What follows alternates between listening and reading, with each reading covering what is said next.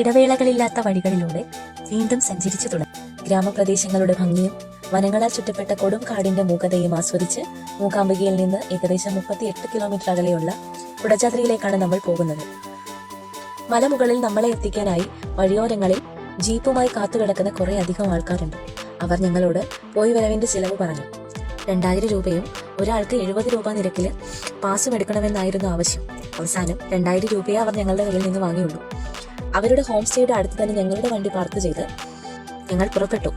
ജീപ്പിലേക്ക് കയറിയത് മാത്രമേ ഓർമ്മയുള്ളൂ. ബാക്കി അവസ്ഥ ഈ വീഡിയോ കാണുമ്പോൾ നിങ്ങൾക്ക് മനസ്സിലാവും.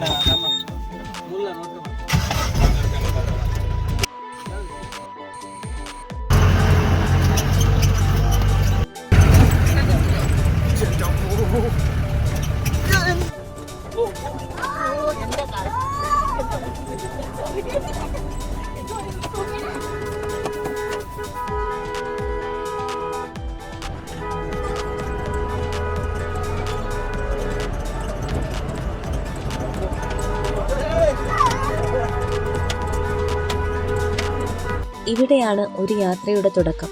മനോഹരമായ കുന്നിൻ ചെരിവുകളും പുൽമേടുകളും ചെറിയ വെള്ളച്ചാട്ടങ്ങളുമാണ് പോകുന്ന വഴി മുഴുവൻ. 1.5 കിലോമീറ്റർ നടന്നു വേണം സർവജ്ഞപീഠത്തിനടുത്തെത്താൻ.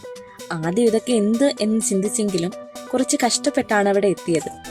കുടജാദ്രി മിഡ് പോയിന്റും ഗണപതി ക്ഷേത്രവും സൺസെറ്റ് പോയിന്റും ഒക്കെയാണ് പോകുന്ന വഴിയിലെ കാഴ്ചകൾ.